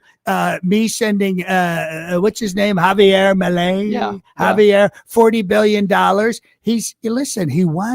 He won. We bought that election. Is that America first? It's Argentina first. Okay. It's Argentina first. And least don't you worry admit that. about America, because these cattle ranchers will do great. They'll do great. Mr. President, we have they're so very many resilient. So many They're people very that want to resilient. talk to you. I don't even know who to go to next year. All right, let's go to We have Gary. Anybody famous? I'll see if they want to call in. I don't know. I'd like to. Is Rudy? Can Rudy call in? 'Cause Rudy I haven't talked to Giuliani. him in a Yeah, while. I'd love to talk to him too. I've never had him on the Rudy's show. great. Rudy Rudy's is great. awesome. He sells coffee now. Oh, is that what he does now? It's Oh, horrible interesting. coffee, but Interesting. he's doing great. I'm He's glad to doing hear great. that. Let's go to Gary. America's mayor. Oh, America's Gary. Oh, mayor. geez. Is this me? Oh, is this me? Yeah, it's you, Gary. Oh, hello, President Trump. This Hi, is, Gary. How are you? Goldstein. I'm doing. I have to say, I'm a little nervous right now. I've never been on TV before. Well, this is radio, but go ahead. Oh, well, I've Is never he watching also me been on on the TV? radio, and Is he watching I just wanted to say, President Trump, I really appreciate everything you've been doing for Thank the you. Jewish Finally. community. So this is a Jewish man. You like the Jews, Mr. President. I love the Jewish people. I think they're great people. And I think they've gotten a bad rap over the years, but that's why I love the Jewish people. My good friend who owns the Venetian and the Palazzo. Oh, yeah, of course. Yes. Adelson. Yeah. He passed away, unfortunately, but he gave me 2 of the single largest donations in U.S. history, $250 million and $250 million. And know what that buys you? The Medal of Freedom. because I gave that to his wife after he passed away. Well, Rush Limbaugh didn't give you anything, though, right? Oh, but Rush was a nice guy. He was. Rush was a nice guy. A great man, yeah. Yeah, he Called Barack Obama the reinvented magic- radio. You wouldn't be sitting here right now if it wasn't for Rush Limbaugh, that drug addict. He called Barack Obama the Magic Negro, though. Yes, he is. Isn't he the magic? I'm not going to say it. That's what he said. Yes. That's what he said on his show. I mean, I Rush don't know. was very smart. He could talk for 3 hours a day. Mr. Goldstein, is there anything else you'd like to say, sir? Well, Mr. President, I mean, I do appreciate your frugality and all that, but I'm a little worried about this Elon fella. Do you know what he did? Who? Salon? Elon Musk. Oh, Elon. Yeah. Well, Elon and we've had kind of an on and off relationship, but with Doge, he got rid of USAID. He got rid of a lot of stuff. He saved the American people a lot of money. Yeah, and did you know his pay package? Did you say appreciate a good savings, Mr. Yeah. President? Did you know that Tesla is going to pay him stage? $1 trillion? $1 trillion. That's And he told me, and saw Elon said to me, he said, "I want to be the first trillionaire," and he's going to do it. I think he actually He's will gonna be do the it. first trillionaire. He's But very he smart. did say you were in the Epstein files, Right, though, and Mr. I President. helped him sell those Teslers. I helped him sell those You did. Teslers. It's like an auto body car dealership Yes. in front of the White House. It was incredible. God, more people here. Let's go. Darlene. Let's go to Darlene. Oh, a woman. I love She women. doesn't like you very much. She I don't doesn't? think. No, that's what we're hearing. That's so weird. Most women actually They love really you. like me. Go ahead, Darlene. They like me to grab them by the Darlene. Yes, I'm here. Hey, Hi, Brian, Darlene. and hey, Mr. Orange Turd, shut up and listen. I got something to I say to you. like This her. is your lucky day because you get to talk to the MAGA destroyer. And I'm telling you now, we're gonna go what I say, not what you say, because you work for me, I don't work for you. Mhm. So you listen. I should say a bone to pick with you, but it's really about a steak. Ooh, I How love could you steak. sit there a few days ago and talk about your big ballroom, Mm. and you said it was even great because you can fix steaks in there now? Right. What is that all about? Well, listen, you're going to love this because you sound like a very smart and intelligent person. We're building a 90,000 square foot ballroom, and I'm going to rent it out every weekend. Bar mitzvahs, quinceañeras, weddings. And for the first time ever, the People's House will make money, and I will take all of that money and keep it. Well, you can keep your money because from what I've been hearing lately, you haven't been getting none from Melania. So, Well, I've been getting since it you're from not someone getting none else, from by the way. Melania, I was just in Japan, we and the made women you there a know blow how to up be women. dog that looks just like them bitches in the White House. Thank you, Darlene. Thank you, Darlene. Was the last time you were, if you don't mind me, Mr. President, Yes. asking, the last time you were intimate with Melania, was that when Barron was conceived? If you don't- Yes, exactly. Okay, fair. Yeah. Fair enough. Yeah. Let's go to Dave. But that whole thing with what's her name, Stormy Daniels, boy, Yeah. that really put women are so particular about you sleeping around. I don't know. Are they really? Yeah. How long have you did you noticed last? that? Be honest. How long did you last? Oh, 30 seconds. I heard 12 seconds. Was she Well, lying? it's I'm not out to break records or All right, anything. so 30 seconds. He's Yeah. trying to round up. All right. yeah, Fair enough. yeah. But listen, have you met Stormy? I never have. Horseface? I never have. No. Oh boy, you could just tell with her. You All could right. just tell. Is that Dave on the Yeah. line? Hey, Dave, you're on with the president. Go ahead. Mr. President, do you have a few more minutes? I don't know. Yeah, absolutely. All right. I don't want to take too much of your time. How are we? Let me look at my Look at your Trump watch. $100,000 Trump watch, which are for sale, by the way. I'm good on time. I'm good on time. I Dave. was late. I was but late. That's okay. And Dave. I don't. You know what? And I All would right, Mr. rather. President. I would rather. Hold on, Dave. Hold on, Dave. I would rather. I love talking to the people, other than like dealing with Japan and China and all that shit. Because I'm a deal maker. Dave, go right ahead. You sound like a smart guy. You sound like a smart. Oh, I guy. try. Well, Mr. President, I really thank you for being our president this year. I just wanted to see if I could. This is like a cabinet meeting. When I go around, people are like, "Thank you so much." I think you could do better than that, Dave. Can't you? Okay, I wanted to take a picture of Melania and your daughter in front of the Christmas tree while you're peeking behind the Christmas tree. Can I do that? Absolutely. I think that would be hilarious. Which daughter? Ivanka? Not Tiffany, right? Both. Yeah, Not your wife and your daughter, the Ivanka. Yeah, and you could be peeking behind the Christmas tree. Is That'd be a good Ivanka a Christmas card. knockout? Or That'd be. what? Can you believe well, that? I want to Is see she if they get a amazing? Christmas card. Yeah, she's amazing. incredible. And all these people. She's very voluptuous, right, Mr. Very President? voluptuous. And I always said, and I meant it, I'd love to date my daughter, but these stupid rules about fathers not dating their daughters. What is wrong It is with ridiculous. It's so outdated. Is it true? Did you go into a teenage girls' pageant locker room without their permission, Mr. President? Absolutely. You heard me say that on Stern and some other shows. I did, Of yeah. course I did. You know why? I own the pageant. I own the pageant. So you could just violate every woman or teenager. Absolutely. That's okay with you. Okay. That's fine with me. I mean, I had 16-year-olds working in the spa at Mar-a-Lago. Didn't Epstein take one of those girls? Yes, and that's why my relationship with him ended. He was stealing my 16-year-old girls. Oh, that's terrible. Yeah. That's terrible. All right, It was also a real estate deal, too. He beat me out on a house I wanted, that bastard. You know, we have the president of the United States in studio. He's got a few more minutes. And by the way, he had horrible breath.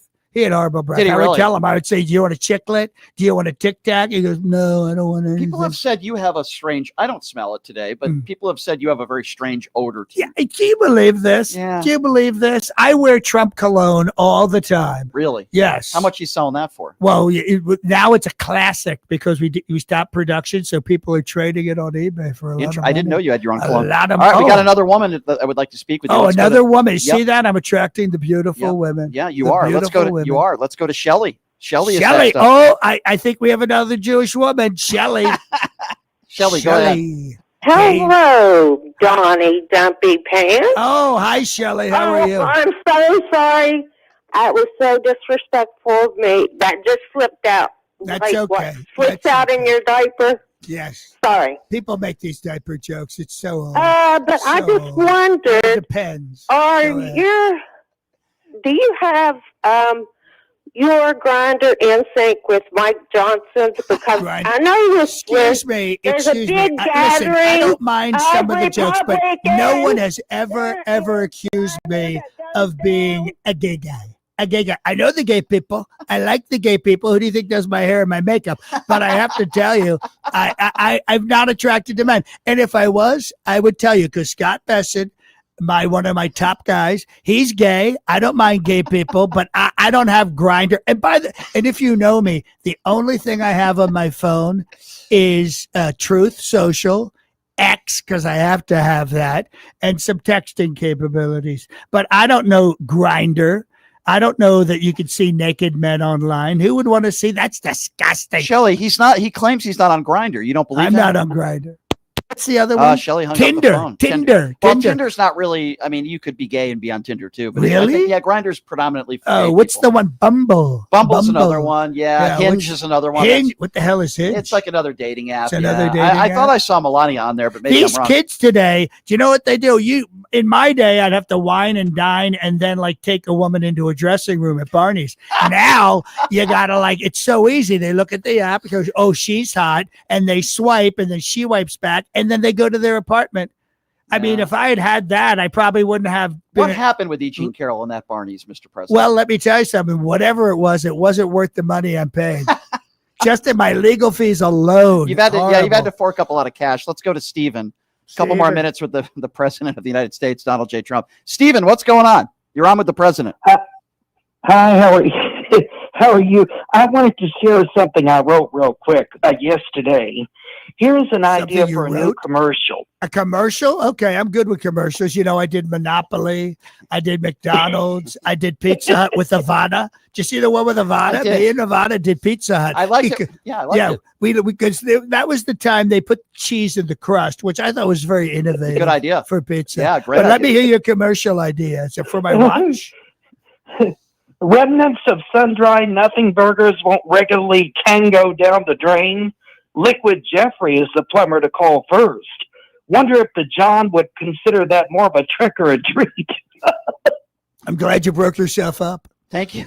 Thank you for that commercial. I've heard That better was great. commercials. Yeah, it was okay. Plumbers do Yeah. pretty crappy commercials, Yeah, so it that's was right in okay. line. I with loved it, plumbing. by the way, when you handed out French fries at McDonald's. I thought that was brilliant. Didn't you? Yep, I didn't really you? did. And people are like, the people on the left are like, this is so stupid. It's Yeah. beneath him, below him. How many Americans eat at McDonald's every single day? You Me. see, I know the people. Yeah. I know the people. You worked hard for I at know least the 15 people. minutes. At least. Yeah. At least. Yeah, You very know much what I so. mean? And I ate the fries and I ate the Big Mac, and I wish they would bring back the McRib again. I thought love the that was so McRib. Although smart. last time I had the So McRib, remember, smart. I got food poisoning live on the air last time I had the Ooh, McRib. Yeah. food poisoning. Live is on the bad. air, I was throwing up. Oh, you know what they call that? Double axes. Double axes. It's going out one exit and out the other exit. Double exits. I like that. So, a couple more quick Hey, phone this calls. is a new move. Look at this. I got a new move. Double axes. Double axes. What this thing? Did you get that from a porn or like what? What is this? No, Tell it's me. me skiing. And when I used to ski with Ivana. It's a skiing I used thing. to Okay. ski with I thought Ivana. it was something else. I thought you were pleasuring two people, men. but Yeah, people are saying, "Oh, look at him. He's can I say that? You're He's pleasuring two men. pleasuring Yeah. two men." That must bother you, No, mister. You have small no, hands. You couldn't no, do that anyway. Look at these. Look at this. Look at this. These are huge. These are billionaire hands. Those are big hands. Those are big hands. They're I not can't small. even. I can barely use my phone. They are big hands. I have sausage fingers. And you know who said that? The guy who started Spy Magazine said that. Okay. Spy Magazine? Remember Spy Magazine? They called me a vulgarian with tiny hands. Well, Yeah. Marco Rubio once said you had small hands. Oh, right? yeah. Mr. Tiny Person. You know what I mean? You know what I said to him one time? He had on cowboy boots. I said, "Oh, I like your cowboy boots. They have them for men." 702-221-7283. Do you notice how I flip all these people? I do. I flipped Marco. I Yeah. flipped Vance. By the way, not even his real name. I flipped all Can I these ask people. you about your vice president real quick? Before Yes, we go take right another ahead. call? He once said that you could possibly be the next American Adolf Hitler. Mm. Why would you want somebody working for you that compares you to Adolf Hitler? He'll never say that again. He'll never say that again. Now he just sings my praises. Because people have this view of me, like Bill Maher. He came to dinner, totally changed his tune. Because people think, listen, if you're going to rule the world and be the most important person on the planet, you got to be tough. But when people meet me, they realize I'm a nice guy. I've heard I'm a you're nice actually guy. behind closed doors. You're actually very heartwarming, nice man. I'm a nice right? guy. I like Yeah. people. And I like comedians. I like radio people, but you got to be tough. Yeah, I think that's very fair. A couple more quick calls. Let's go to Carl. 702-221-7283 is the number to call if you want to call the president of the United States and ask him a question. Let's go to Carl. Carl, what's up? I love this, by the way. Carl, are you there? Hi, Carl. Mr. President, this is an honor to talk to you. But as a psychologist, I'd like to know, I have my own ideas, but I'd like to get your idea about why when you seem to love autocrats and dictators and you seem to revere them, is there a reason for that? Oh, yes. It's so simple. My father was a dictator. He didn't have a boss over him. He got things done.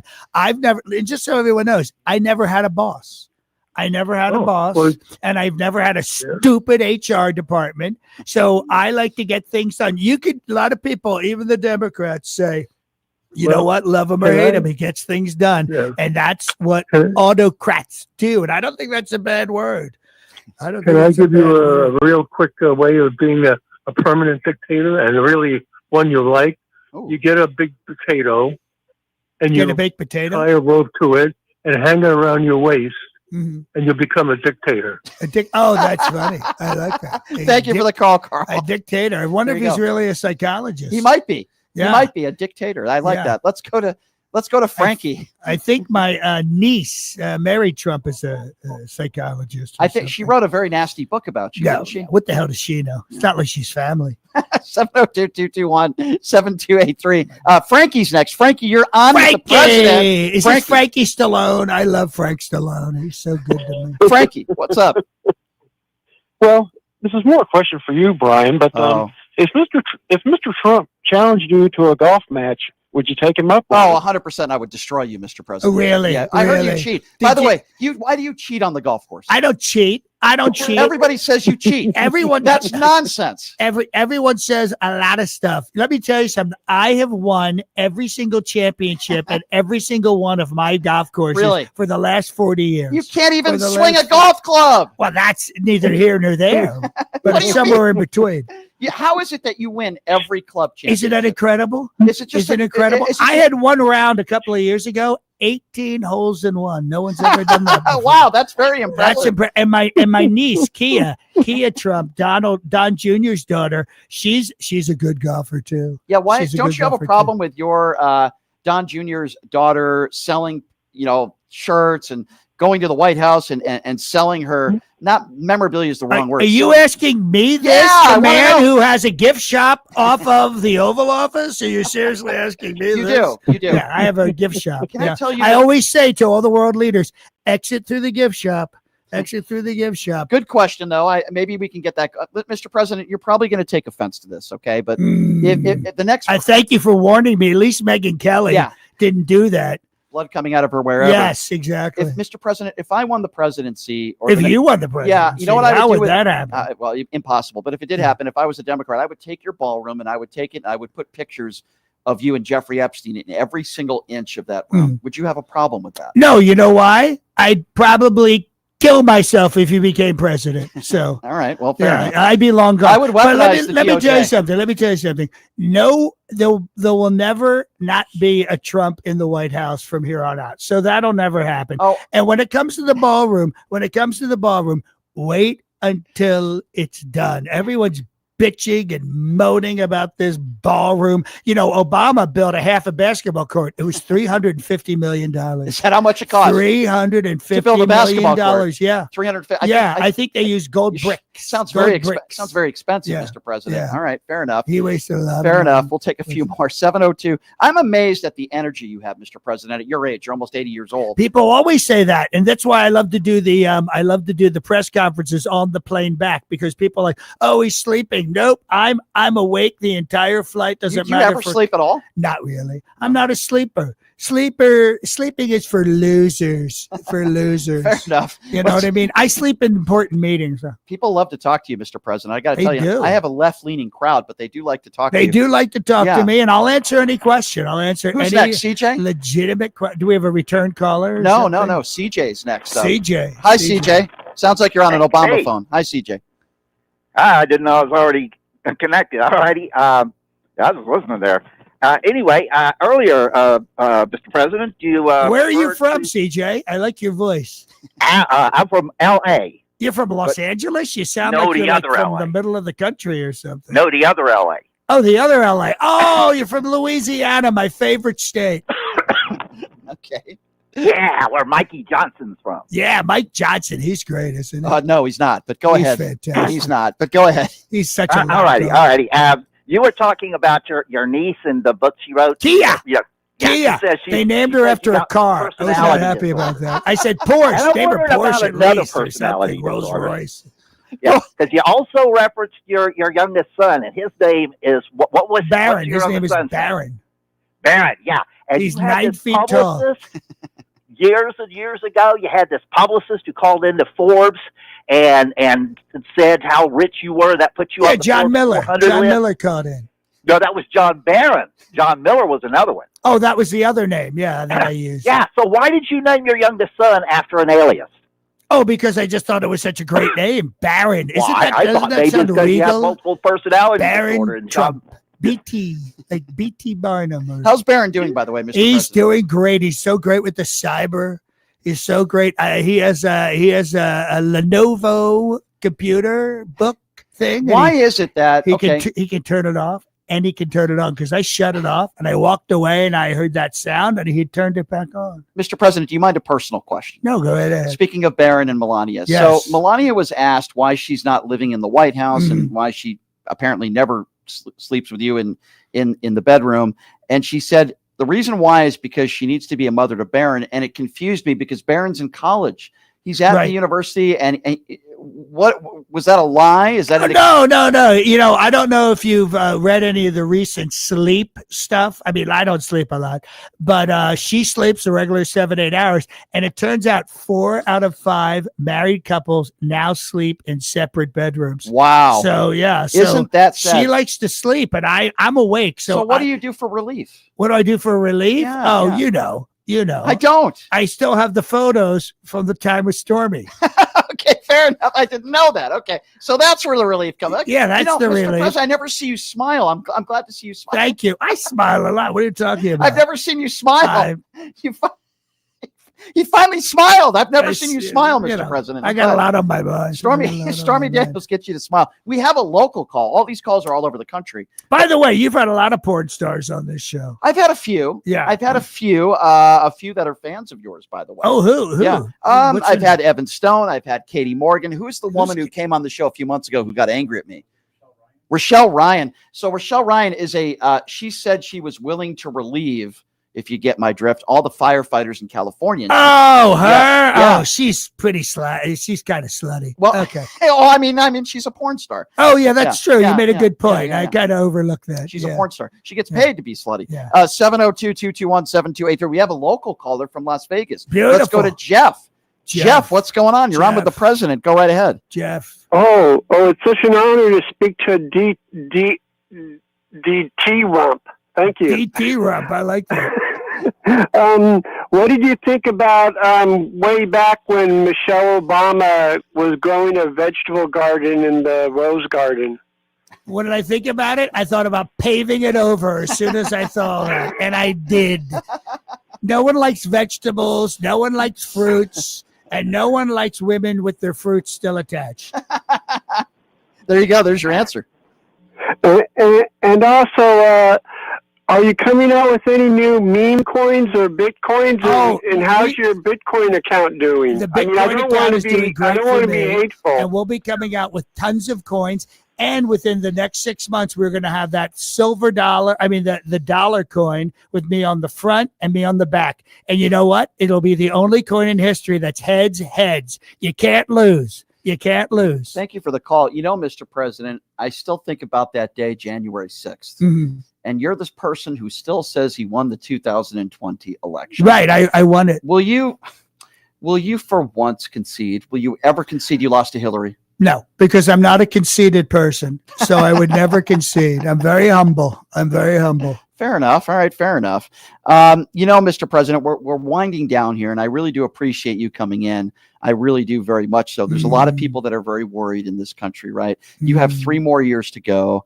And can you believe it? How much I've done in 9 months, 10 months? Will you? Been unbelievable. Will you unequivocally say that you will not be running for a 3rd term? No, I've already told you I'm running for a 3rd term. You really? We have multiple people working on this, and Steve Bannon, as you know, is very intelligent.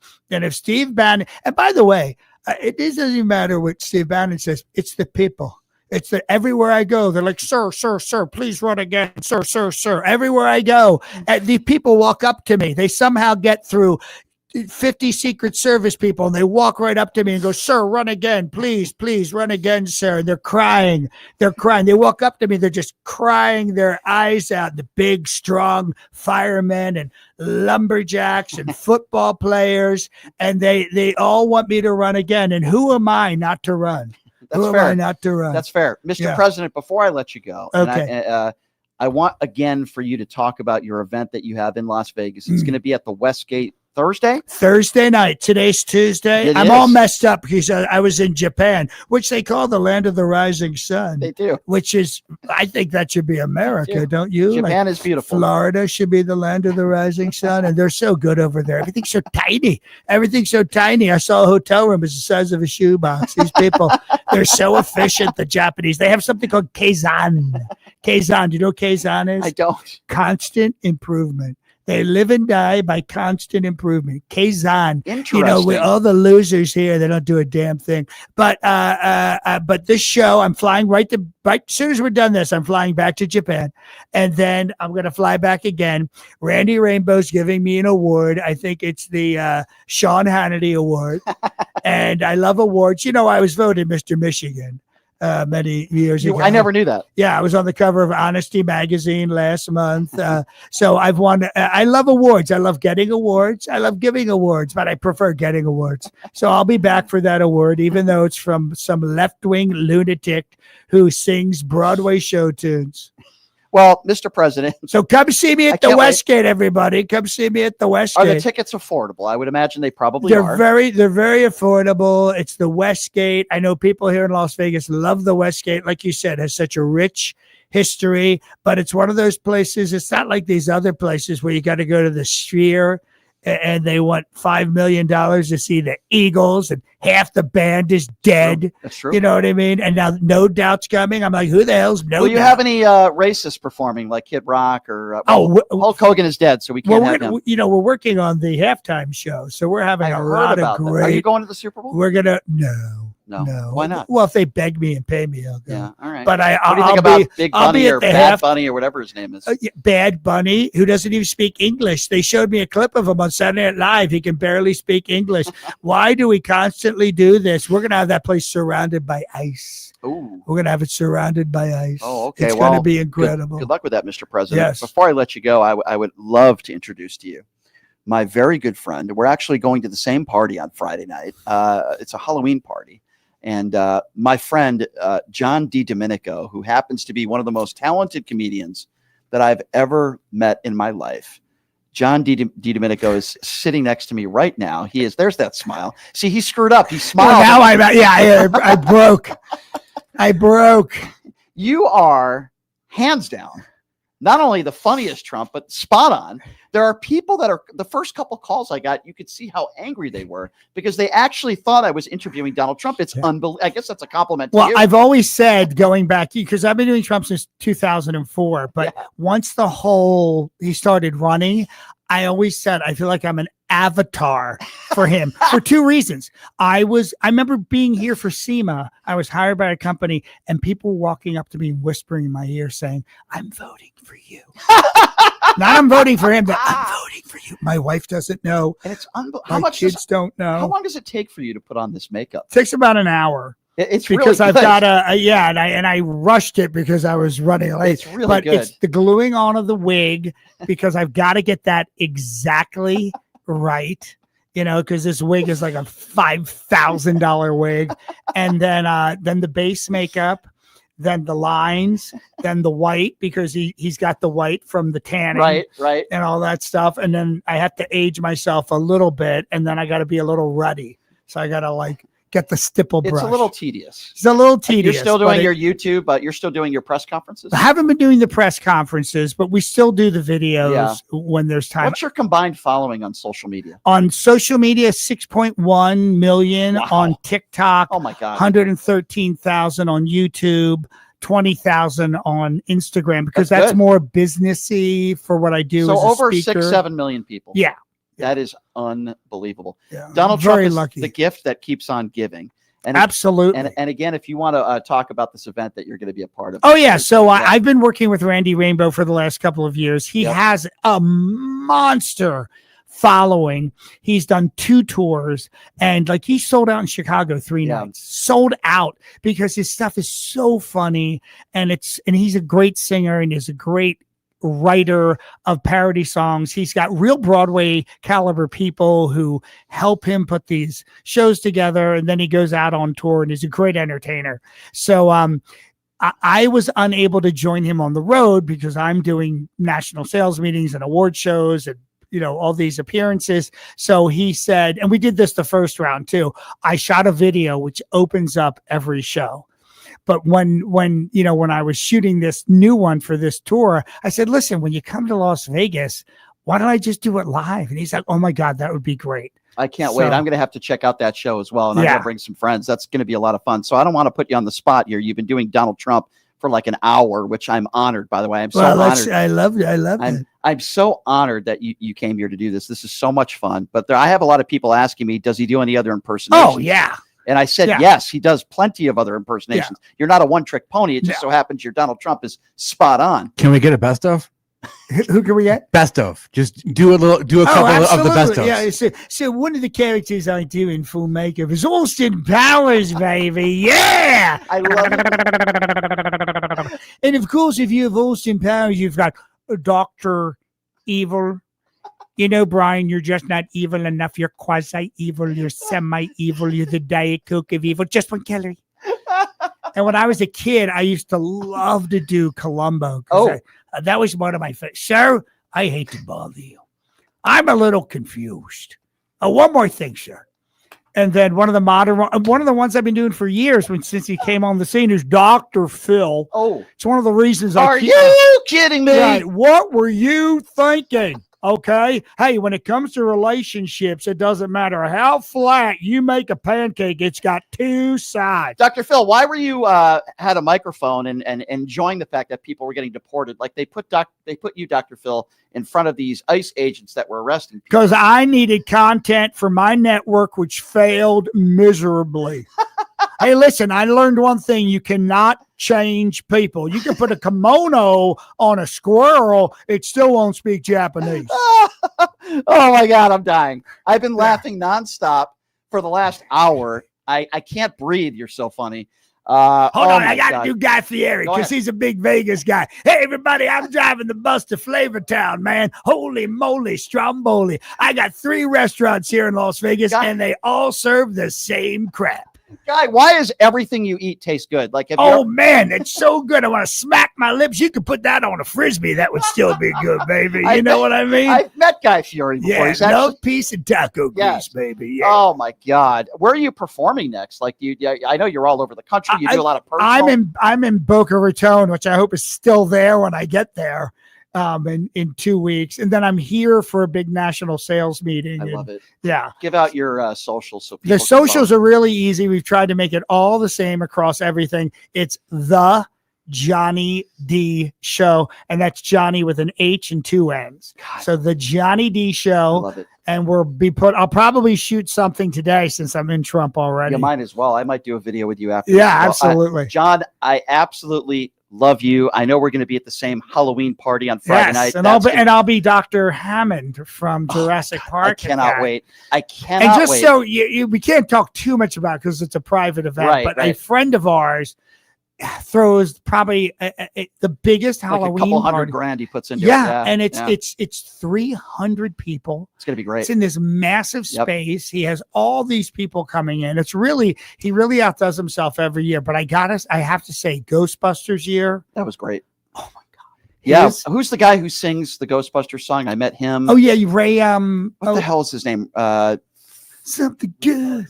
Ray Parker Jr. I met Ray Parker Jr. I met some politicians. I've heard there are going to be some very prominent people at this party. We'll see. I heard John DiDomenico is going to be there. He's going to be Robert Kennedy Jr. is going to be there. I heard that. I heard Robert F. Kennedy Jr. might be there. I like his wife Cheryl better.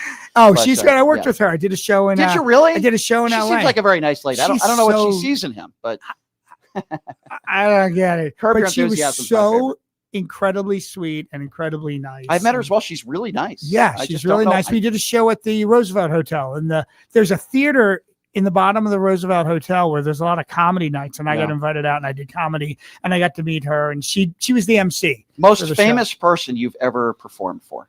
Well, I could say Trump because I did his 55th birthday as Austin. It was great. I was Austin Powers. I was not Trump. It was before I was before I was doing Trump. But that night they had the cast of The Sopranos there, other than Gandolfini and Falco. They had How many years ago was this? This was 2000. So Gandolfini was still alive. Oh yeah, this was like it was Trump's 55th birthday, and all the Sopranos, Paulie Walnuts, Michael everybody's there, big pussy, little pussy, medium-sized pussy, all the pussies, and it was a great group of people, and I think it was the first or second season of The Sopranos. Like the show just exploded, biggest show of all time. Yeah, and it was great. So I've really had the opportunity to perform for some amazing, like every CEO. I did a very small event for the CEO of American Express. I've owners of basketball teams, and you travel all over the world. Teams. Yeah. So can you explain to me? We're almost at the end of the show here. Yeah. But can you explain to me how this works? Let's just say a very prominent rich person wants John DiDomenico to perform in their house at a party and wants you to be in character for an hour or two. Yeah. Like, how does that work? They reach out to my agent, And you charge by the hour? Like how you have a flat rate because you're traveling, you're staying at a hotel, there's a performance day, and then you're leaving. So we have a rate. So if I got 20 grand that I want to spend, right? What does that get me for John DiDomenico? It gets you a wonderful evening of custom written comedy where I would roast you in character and above you the guest. But I have to tell you something directly related to that. Okay. The guy who owned 80, remember 84 Lumber? Of course. Okay. Yeah. He also owned a hotel. Extremely wealthy guy. I mean, insanely wealthy. Like FU money. Yeah. And he has a hotel in Western Pennsylvania called Nemacolin. And it's a beautiful resort and it's incredible. It's tennis and hiking and there's a private airstrip. There's all this amazing stuff. We're super rich people. One of the things was he started having these birthdays and he would have Robin Williams there. He would have Legend. Bette Midler there. Wow. There's a place where you see all these photos. And when I learned like what Christine Aguilera got for her performance and Beyonce got for her, and there was a private party. 7 figures. And you couldn't even, just insane numbers. Because no one, they couldn't be announced. You couldn't take photos. Only the photographers could take. But when you saw this wall of the celebrities, he flew in every year for his birthday. And I remember thinking like, now I know wealthy people, but that guy is wealthy. Who do you think would be the most expensive person to perform in a private home today? Like who do you think would be like is it a Beyonce Knowles? It would be like a Beyonce. Type? Well, be Taylor Swift right now. Yeah. Right now it would be her. Yeah. But when you but even like Christine Aguilera and that's a lot of money. Have you ever had I know you don't give out names, but have you ever had a private gig where it didn't go well or people were rude or it just wasn't what you expected? Has that ever happened? Anytime, but I always go in knowing as much as humanly possible. Like what's the space I'm performing in? What's the sound system? What's this? But I don't think there's a performer alive who hasn't been in a situation where there's a group of people because it's a private party and they haven't seen each other. So there's chatter. You know what I mean? And there are people talking and it gets distracting. And that's the only thing. I've never had anything like bomb other than a comedy club in the Poconos, which was a disaster. But I would have to think that you're so funny and so good at what you do. But if you go into a room with a bunch of MAGA Trumpers that don't have they love Trump, they want to hear the impersonation, but they don't want Trump to look bad. Is that no? You know what? I did 2 massive MAGA events, super wealthy MAGA people, all MAGA people. Yeah. Like one guy was a Democrat. When he got back in, they were both inauguration parties, and they loved it. They love him. They identify with him. And my material is here's what I always say: they don't get irony and they don't get satire. So a lot of times jokes that I would do, and I don't change my act. Right. The material is essentially the same, but something where if it's a left-leaning group or it's for a Democratic congressman and it's a fundraiser for him, people are like, oh God, but they're laughing. But with these people, like, yeah, they love it. Have you ever had anybody from the Trump administration reach out to you or a prominent politician? Well, I got a photo with Kellyanne Conway when I was on Fox. I used to be on Fox News all the time. What was that like? It was great. Yeah. Listen, when people are people off camera, but I appeared on Fox and Friends 6 times, met Brian Kilmeade, did stuff with Steve Ducey in Washington, D.C., Ainsley Earhart. Everyone's really nice because when you're interacting with somebody on a one-to-one basis, it's not like they're in their casual conversation. I know what you're saying. MAGA. People are going to get angry at me. Some of my listeners are going to get angry at me for saying this. But Tim Pool, we got into some heated debate. Yeah. We had a 2-hour debate. He called me some names. But to be honest with you, he and his staff treated me for the most part A+. They were very nice to me. They're very sweet to me. Yeah. They treated me with respect. Yeah, we got into it a little bit. And we got some heat. And listen, I disagree with Tim Pool on just about everything. Yeah. But off the air, but on a one-to-one basis, they were. I was like in shock. I mean, they were like, "Listen, I've had some experiences with people that weren't nice to me, but Tim Pool's people were very, very kind to me." Right, and that means a lot, and that goes a long way. It really does, doesn't it? I'm a little surprised to hear you say that though, because some comedians I talk to that are left-leaning comedians, they'll knock Trump, and then they get hecklers in the crowd that are angry, like. But it's very rare that I'm doing. There are some times when we're out on the street, and this is why I always have people with me. But when I was working with Robert Schmeigel and we were putting Let's Be Real together, and we went to some Trump rallies, they weren't happy. They weren't happy, and you feel a little spooked, but I can feel spooked the other way too. Like, I hate Trump. So it's always like, I'm very aware of my environment, and I like to have security. Anytime we're like in Times Square shooting, I have no idea. And I could be Austin Powers. Someone tries to pull your wig off. Has that ever happened to you before? Oh, people. They try to take your wig off, really? Well, yeah, they try to like pull on something, or they try to get to you, or they try to because here's the thing.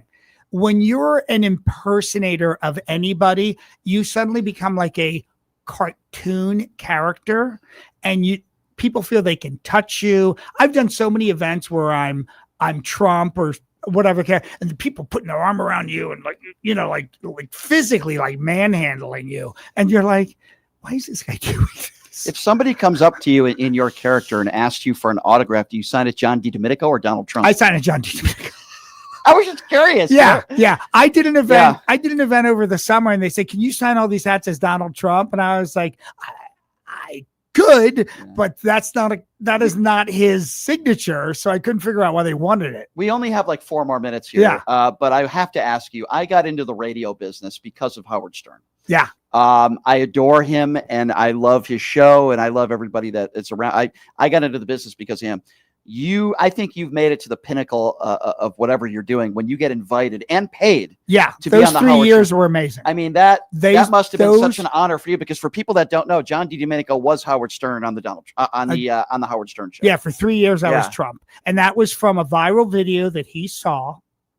I got picked up by the show, and I did 3 years, and that was during, part of that was during COVID, so I was on a lot. I did 52 appearances on the show, tons of writing. I learned to become a better writer on that show, because when I didn't realize how much writing they did. I had 5 people on my team, and when they said, "Hey, you're going to be on in 2 weeks or 1 week, we need you to do 25 setups on this, and this." So they write down everything they're going to ask you. Yeah, everything.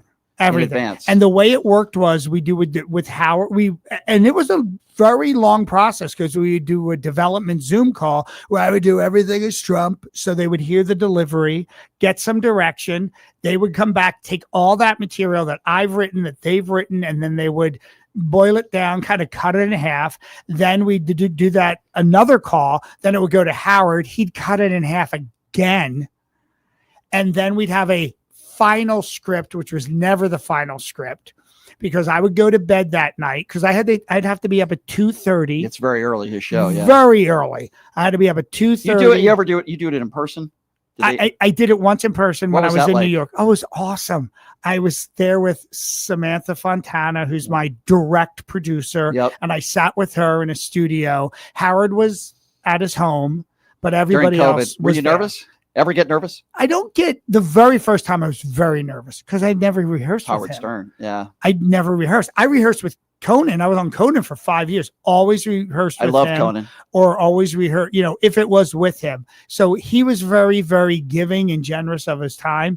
I never rehearsed with Howard. It was just shot out of a cannon every time. I'm surprised though that it's so. I know that he has a lot of writers and stuff, but I didn't realize there was that much that went into it. There's that, far more than the very first time I logged on in June of 2000 or whatever, May or June of 2020, there were 75 people on that Zoom call. I was like, so you got Gary Delabate, you've got obviously Robin and the others aren't going to be on that call, but you've got a lot of producers. Robin's on that call. Oh, really? Everybody. Robin was on it. Fred Norris was on it too. This is the show. Was that when Artie? No, Artie was gone. Artie was long gone. Yeah. But when I logged in, it's everybody on this. So I'm between Howard and Robin. So I always take a screenshot only because it's the way they set it up. But, my friend Piot Michael was on it. He did George Takei. He did Shatner. He did like 5 people on the show. So he had his team of people. I had my team of people. There were other people that were on that team of people. I've had all the whole whack pack was always on. I grew up with that. Yeah, always. Everyone's always on kind of on stand. I mean, other than I knew I was going to be on the first hour. Yeah, that's how. So I've had randomly Gas called into this show, and he's like, he's an impersonator. Who? As you know, what's his first name? Craig Gass. Craig Gass. Oh yeah, I know Craig. So Craig randomly He's called. awesome. This is a funny story. A year ago, he just randomly calls into the show, and I recognized his voice. Yeah, because he said, "Yeah, I'm on the Howard Stern show." I'm like, "Oh my god, this is Craig Gass," and that's how we became friends. He just heard me talking about Howard Stern on the show. Yeah, Captain Jenks and Sal Governale send me messages all the time. Really? And this is like a crazy story because I was begging Kamala Harris to do the Howard Stern show. Like, that would have been very smart. For 2 months. Well, I think you and I discussed that off air. I begged her on the air. And then Sal Governale sends me a message and says, "Hey, FYI, don't make this public, but Kamala's people reached out to us. Yeah. I don't know if you're the reason, but I just wanted to let you know." She should have done Howard and Joe Rogan. She definitely should have. She did do Howard, but she did not do Joe Rogan. Yeah. And I thought that was a big mistake. Well, it is an honor, sir. Oh, it's so great to be here have you, after all this time in full makeup. I appreciate every time you do this show and just how talented you are. But to come in studio and do this face to face, it just, I could not. I don't think I've ever laughed so hard in my life. You're unbelievable, unbelievably talented. Thank you. And check out his show Thursday if you want to give that information out one more time. Yeah, one more time. We're at the Westgate, 7 p.m. Thursday night. Randy Rainbow. If you love comedy, left-leaning, it's a left-leaning comedy. What time does it start? 7? 7 p.m. I'll be at the top of the show. I'll be there. Don't be late. I will. You be might there. miss me. I will absolutely be there. But Randy is very funny and talented, even without the political stuff. He's just an amazingly talented. I will absolutely be there on Thursday. I will not miss it for the world. John DiDomenico, everybody, I appreciate you so much for being here. This has been so much fun. You're the best. I love you, man. All right. And I'm going to see John three times in a week. It's crazy. He's going to get sick of me. There you go, John DiDomenico, everybody. So it's so hard to make a transition to one of the funniest comedians on the planet, but I am having the guy on tomorrow who asked the last question to Charlie Kirk before that whole situation happened. So that's going to be interesting. And I am going back to Washington, D.C. What an odd conspiracy that is. I know, right? And I'm going back to D.C. at a comedy club of all places on November 8th to debate Tim Pool's Myron Gaines, who is a lunatic, and Alex Stein. So that's going to be interesting as well. So, all right. Well, John, thank you so much for being here. This has been a lot of fun, everybody. Where's my $5 million, my speaking fee? I don't have that, unfortunately. I'm not gonna spend it. I'm going to donate it to a wonderful charity called Billionaires Without Borders. Maybe a slice of pizza I can get. That's about all I can afford, Mr. President. Thank you, everybody, for joining us on PTL Nation. I love you, John. Thank you so much for being here. We'll see all you guys tomorrow, same time, same place. Have a great day, everybody.